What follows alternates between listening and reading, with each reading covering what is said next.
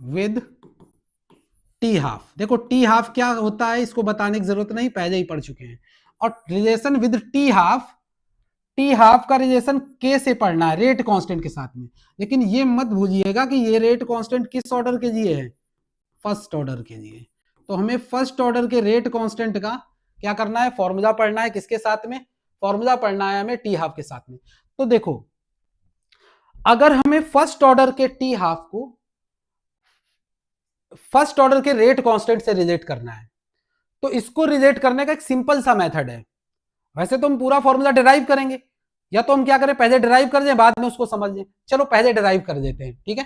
तो देखो simple simple क्या है हमारे पास, फॉर्मूला है। फॉर्मूला क्या था, k is equal to 2.303 divided by T, यहां था लॉग, यहां था a और यहां था a minus x, a divided by a minus x. ये हमारा फॉर्मूला था। अब इसमें क्या कंडीशन लगाएंगे उसको थोड़ा सा ध्यान देना। तो यहां पे हम कंडीशन इंप्लीमेंट करते हैं। कंडीशन, अब देखिए कंडीशन क्या है, कंडीशन वही टी हाफ की लगाएंगे कि क्या होगा अगर x को हम क्या कर दें, आधा रिड्यूस कर दें। आधा रिड्यूस कर दे या आधा बचा दे, दोनों एक ही बातें हैं, है ना। अगर 100% कोई रिएक्टेंट है और हम ये कहें कि हमने उसको 50% रिड्यूस कर दिया, तब भी बात वही है, या 50% बचा दिया तब भी बात वही है। तो x की वैल्यू हम क्या करें, a/2 रख दें, क्योंकि प्रोडक्ट क्या बना था, x बना था। और अगर x प्रोडक्ट बन गया तो a माइनस एक्स अपने आप क्या हो जाएगा, a/2 हो जाएगा। तो यहाँ पे क्या है, और t के प्लेस पर क्या रख देंगे, t के प्लेस पर बेटा जी रख देंगे टी हाफ। चलो इसमें इंप्लीमेंट करते हैं, क्या रिजल्ट आएगा देख लेते हैं। तो k is equal to 2.303 divided by T half, यहां आ जाएगा लॉग, यहां आ जाएगा a और यहां आ जाएगा a minus a/2। Simple maths है, समझ में आ रहा होगा। 2.303 डिवाइडेड बाई टी हाफ, यहां आ जाएगा लॉग, बेस 10 पर है, a डिवाइडेड बाई a/2।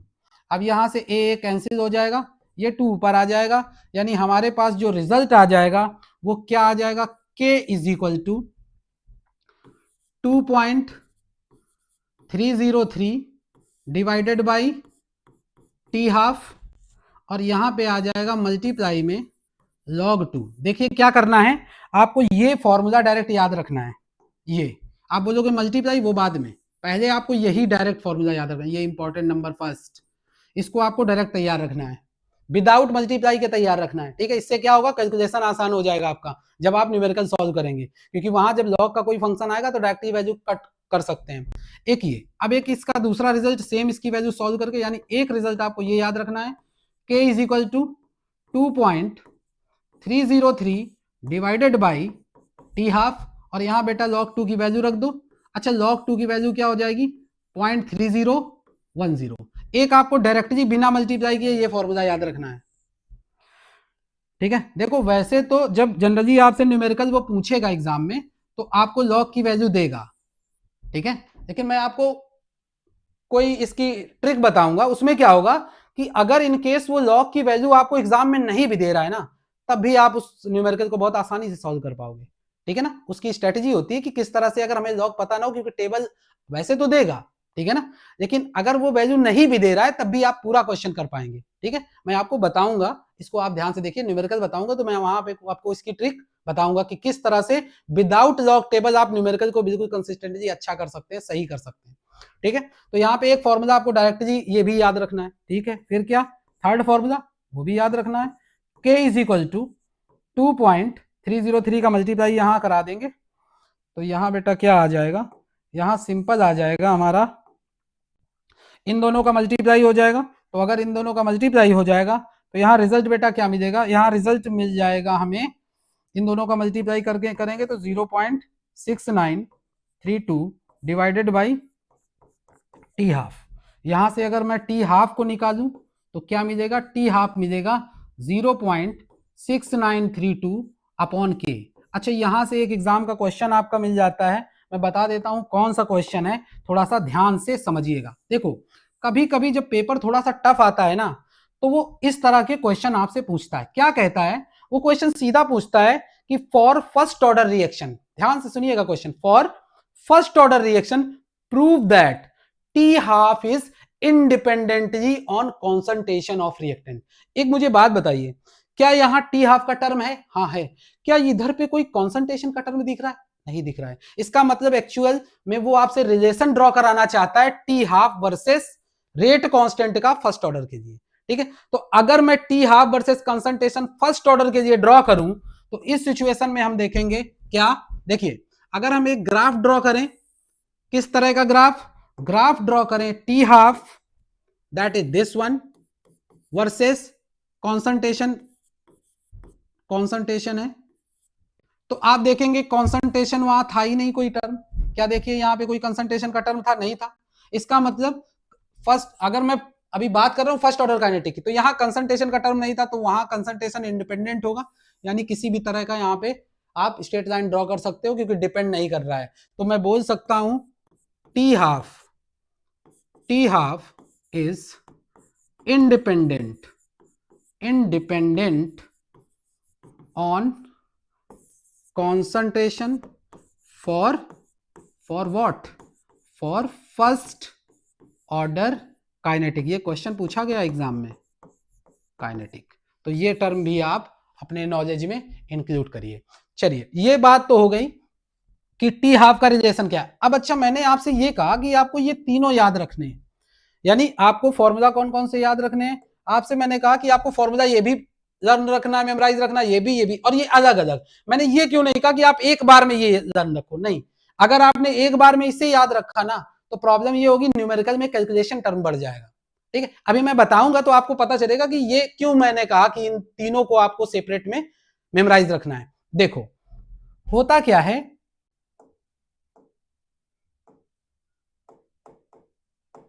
देखिए तो अब थोड़ा सा क्या करते हैं, क्योंकि फर्स्ट ऑर्डर काइनेटिक पढ़ रहे हैं तो थोड़ा सा फर्स्ट ऑर्डर की काइनेटिक को हम समझने का प्रयास करते हैं कि टी हाफ किस तरह से इसमें आगे जाएगा और टी हाफ की वैल्यू किस तरह से निकालेंगे। देखो एक मैं आपको इंपॉर्टेंट टर्म बता रहा हूं, इसको आप ध्यान से समझेंगे। देखो फर्स्ट ऑर्डर की काइनेटिक समझना। देखिए यहां पे क्या है कि सपोज दैट मैंने 100 ग्राम रिएक्टेंट से रिएक्शन स्टार्ट की, 100 ग्राम, ठीक है। और सपोज कर देते हैं कि लगभग 20 मिनट का टाइम लगा और हमारा कंसंट्रेशन जो है वो हो गया 50 ग्राम, ठीक। यहां तक किसी को कोई प्रॉब्लम नहीं होनी चाहिए। 100 ग्राम से हो गया 50 ग्राम, बहुत सही। अब तो ये जो 20 मिनट का टाइम दिख रहा है ये है क्या? तो आप कहोगे ये तो टी हाफ है, यानी इस टी हाफ भी बोल सकते हैं या टी 50% बोल सकते हैं। यानी यहां से यहां तक रिएक्शन जो है वो कंप्लीट हो चुकी है, कितनी? 50%। अच्छा ठीक, क्या होगा अगर 20 मिनट का और टाइम लगा दें? अगर 20 मिनट का और टाइम लगा देंगे तो उस सिचुएशन पर हो ये जाएगा कि जो अगला इसका स्टॉप आएगा वहां रिएक्शन में रिएक्टेंट का अमाउंट बचेगा कितना? 25, यानी इस 50 का हाफ हो जाएगा। इसका मतलब देखो यहां पे जो क्वांटिटी हम लिख रहे हैं ये रिमेनिंग है, बची हुई।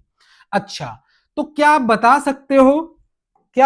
सकते हो कि यहां से यहां तक रिएक्शन कितने परसेंट कंप्लीट हो गई? तो आप बोलोगे कि सर यहां पे रिएक्शन 75% कंप्लीट हो चुकी है।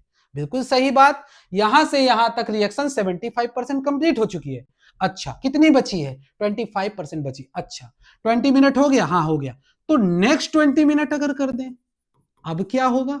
तो अब बेटा जी ये क्वांटिटी यहां बच जाएगी 12.5। अच्छा 12.5 बचेगी, हाँ 12.5। अच्छा तो यहां से यहां तक रिएक्शन कितनी कंप्लीट हो गई है? कंप्लीट हो गई है यहां से यहां तक रिएक्शन 87.5। अच्छा तो यहां से आपको कुछ रिजल्ट्स दिख रहे हैं? बिल्कुल दिख रहे हैं। यानी मैं ये बोल सकता हूं कि अगर मुझको फर्स्ट ऑर्डर काइनेटिक में रिएक्शन 75% कंप्लीट करानी है तो एक टी हाफ और ये 2 टी हाफ, तो सिंपली इसमें 2 टी हाफ का टाइम लग जाएगा, हाँ या ना?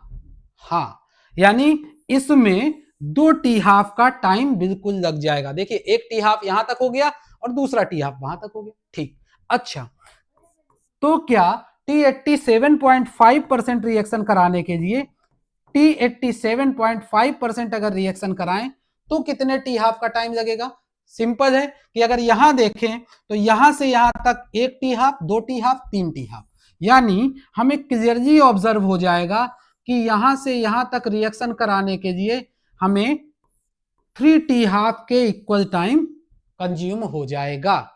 तो यहां पे अगर आप काइनेटिक देखें तो आपने देखा कि 75% फर्स्ट ऑर्डर में अगर टी हाफ हमें गिवन हो तो डायरेक्ट रिजेक्शन हमारे पास है 2 इंटू टी 50%, और अगर 87.5% रिएक्शन करानी है तो डायरेक्ट रिजेक्शन हमारे पास है 3 इंटू टी 50%। अच्छा तो आगे भी ऐसे चलता रहेगा? हाँ ऐसे चलता रहेगा। तो क्या ये रिएक्शन कभी खत्म नहीं होगी? नहीं, ये रिएक्शन कभी भी खत्म नहीं हो सकती है। अच्छा इस बात को भी मैं प्रूव कर सकता हूं कि ये रिएक्शन कभी खत्म नहीं होगी।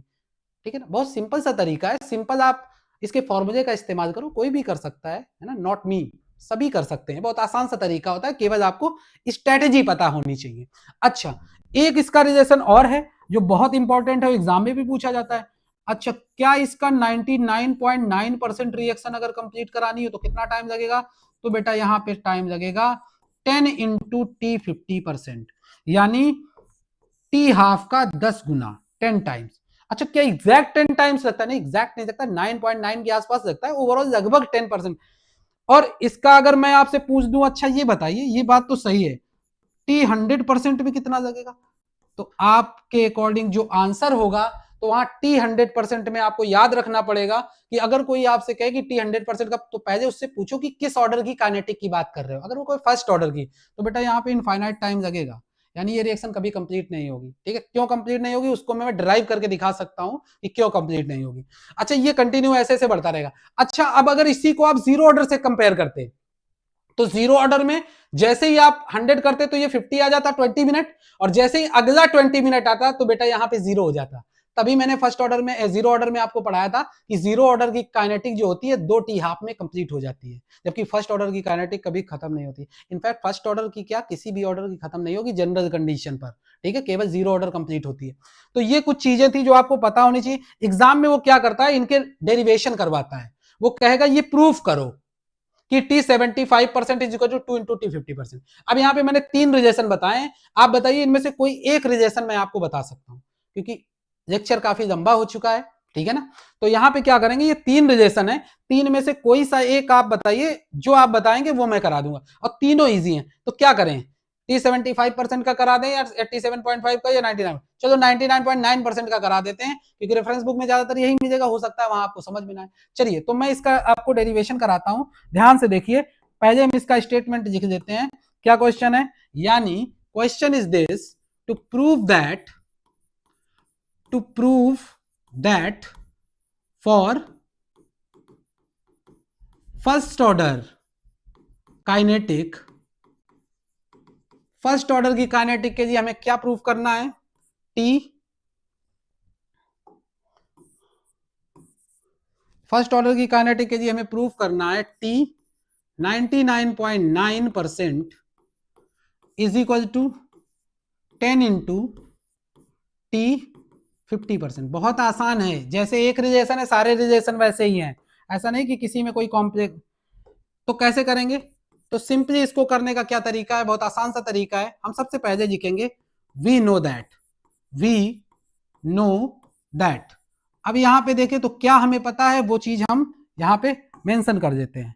तो देखिए हमें क्या पता है, हमें सिंपली पता है क्या, कि हमें रिएक्शन कितनी करानी है 99.9, तो टी 50% का हमें रिलेशन इस्तेमाल करना पड़ेगा। ठीक है ना, तो टी रिलेशन का इस्तेमाल करने के लिए बहुत आसान सा फॉर्मूला क्या है, मैं यहाँ लिख देता हूँ, T 50% is equal to 2.303 divided by K, ठीक है ना, और यहां पे इनटू log 2। ये हमें डायरेक्ट रिलेशन हमने लिख दिया, T 50% is equal to 2.303 upon K into log 2। अच्छा ठीक है, तो यहां से के की वैल्यू निकाल सकते हैं, हाँ निकाल सकते हैं।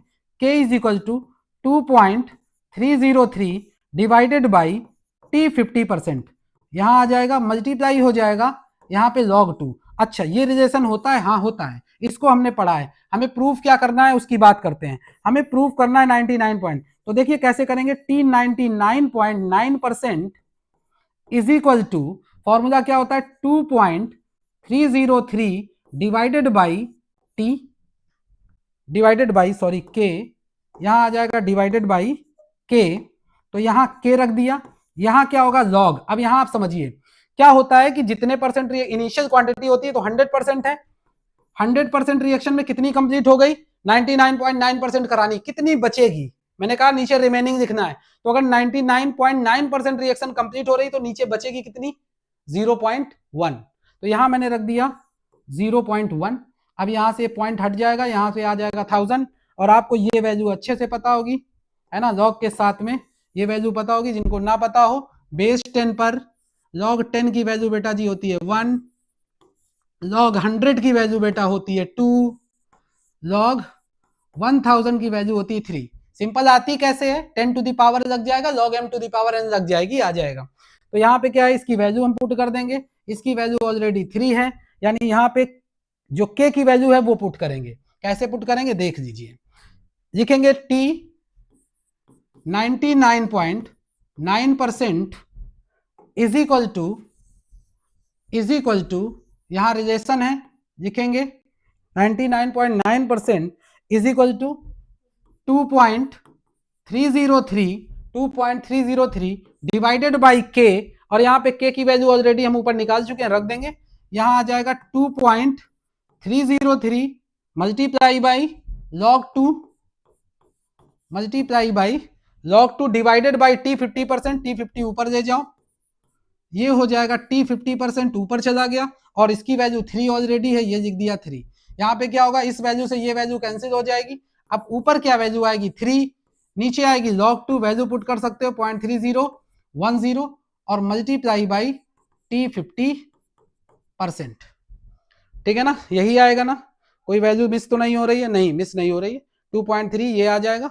अब यहां पे अगर आप इस वैल्यू को यहां से सिंप्लीफाई करें तो 3/0.301, ये पॉइंट हटाएंगे 1 2 3, इसको डिवाइड करिए, आपको ये वैल्यू आएगी लगभग 9.98 के आसपास मिलेगी, लगभग चेक कर लेना, तो ये लगभग 10 हो जाएगी, साथ में टी 50% रन कर रहा है, तो 10 इंटू टी 50%, ये रिलेशन आपका आ जाएगा, ठीक है, और ये टी 99.9% का रिलेशन है 10 इंटू टी 50%। अब होता क्या है कि एग्जाम में कभी कभी जो छोटे क्वेश्चन होते हैं उसमें क्या करता है, वो आपसे डायरेक्ट करवाता है, वो सीधा बोलेगा कि टी 50% की वैल्यू गिवन है, टी 75% की वैल्यू कितनी होगी, तो वहां आपको क्या करना है, डायरेक्ट इस क्वेश्चन को सॉल्व करना होता है, ठीक है ना। तो इस तरह से इस क्वेश्चन को आप कर सकते हैं, ये मैंने टी हाफ का डायरेक्ट रिलेशन बताया। अब जो लेक्चर, अब एक चीज और इसमें है, क्या है कि इनके एग्जांपल्स, तो जनरली वैसे एथीन का एग्जांपल होता है फर्स्ट ऑर्डर, क्योंकि फर्स्ट ऑर्डर अगर आपने पढ़ी तो कम से कम 2 से 3 एग्जांपल आपको लर्न करने पड़ेंगे, ठीक है। तो सिंपल इसके एग्जांपल हैं, कोई कॉम्प्लिकेटेड एग्जांपल नहीं है। जो एथीन होता है CH2 डबल बॉन्ड, ये अगर आप H2 से रिएक्शन कर दें निकिल कैटालिस्ट वगैरह लेकर, हाई टेम्परेचर पर रिएक्शन होती है, CH3 यानी हाइड्रोजिनेशन ऑफ एल्कीन, तो वहां भी फर्स्ट ऑर्डर की काइनेटिक होती है, ठीक है ना। तो इस तरह के कुछ एग्जांपल 2 या 3 आप याद कर सकते हैं। तो इस तरह से मैंने आज के लेक्चर में आपको फर्स्ट ऑर्डर बताने का प्रयास किया है, छोटा सा प्रयास है, आई होप कि आप उसको समझेंगे और उसके हिसाब से आप क्वेश्चन को भी करेंगे।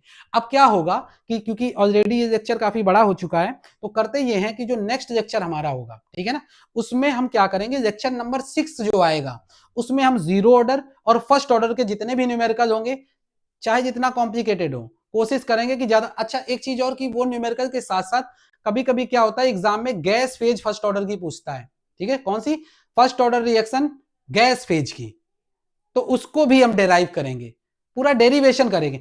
एक मैं आपको डेराइव करके दिखाऊंगा, बाकी 2 आपको खुद करने के लिए हम प्रोवाइड कर देंगे, उनको आप प्रैक्टिस करिएगा, और इस तरह से आप फर्स्ट ऑर्डर की काइनेटिक को अच्छे से समझ सकते हैं। और आई होप कि आज के लेक्चर में आप लोगों ने फर्स्ट ऑर्डर की काइनेटिक को बहुत डिटेल में पढ़ा होगा, तो ऐसा आशा करते हैं हम कि आगे की चीजें भी आपको इसी तरह से समझ में आएंगी, ठीक है। तो मिलते हैं फिर नेक्स्ट लेक्चर में, लेक्चर नंबर 6 में, जहां हम लोग न्यूमेरिकल की बहुत अच्छे से प्रैक्टिस करेंगे। और ये बात मैंने बार बार बोली है कि आप कंटिन्यू जितनी भी लेक्चर सीरीज है सबके नोट्स प्रॉपरली बनाते रहिए, और आपको पूरा डिटेल में मैं समझा दूंगा, ठीक है। इसके अलावा एक और सीरीज है जो पर्टिकुलर स्टार्ट हो चुकी है, उसके लिए वीडियो आपको जल्दी ही मिलने वाले हैं। वहां पे जो जेई वगैरह के प्रॉब्लम्स है उनको लेकर भी आपको लेक्चर जो है होगा वो प्रोवाइड किया जाएगा, और ये सब टोटली फ्री ऑफ कॉस्ट ही चलेगा। ठीक है। इसके लिए और भी चीजें हैं, क्योंकि देखिए एकेडमिक का जो ये पोर्शन है, इसी को अगर थोड़ा सा डिटेल में हम चले जाएं, है ना, तो पर्टिकुलर जेई के लिए हो जाएगा, है ना, जेई मेंस के लिए। और अगर एडीवी के लिए जाएंगे, दैट इज एडवांस के लिए, तो उसमें हमें थोड़ा सा और उसको डिटेल्ड में उसके एप्लीकेशन पर वर्क करना पड़ेगा। ठीक है। तो उसके लिए एक अलग सीरीज स्टार्ट होगी, तो उसमें आप जो कैंडिडेट एकेडमिक के नहीं है, जो पर्टिकुलर जेई के हैं, वो उन लेक्चर को प्रीफर करेंगे। और उसमें क्या होगा कि बेसिक्स ये है, ठीक है। इसके अलावा जो डिटेल पोर्शन में हमें जाना है मेंस और एडवांस के लिए, वो आप उसके लिए प्रिपेयर हो सकते हैं, आप उसकी प्रिपरेशन कर सकते हैं। तो तब तक के लिए आप इन लेक्चर्स की प्रैक्टिस करिए, जो भी लेक्चर मैं ऑलरेडी आपको बता चुका हूं। ठीक है। तो मिलते हैं नेक्स्ट लेक्चर में।